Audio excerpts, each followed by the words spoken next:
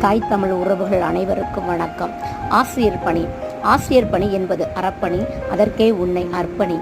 மாதா, பிதா, குரு, தெய்வம் இவ்வகையில் இறைவனுக்கு முன்னால் இடம் பிடித்துள்ளவர்கள்தான் ஆசிரியர்கள். அன்பை ஊட்டுவதில் அன்னையாய், அறிவை வளர்ப்பதில் ஆசானாய், தவறுகளை தட்டி கேட்பதில் தகப்பனாய், கண்டிப்பை காட்டுவதில் காவலராய், பண்புகளை வளர்ப்பதில் பண்பாளராய் நீங்கள் எடுக்கும் பரிமாணங்கள் தான் எத்தனை. நீங்கள் எடுக்கும் பரிமாணங்கள் எண்ணில் அடங்காதவை.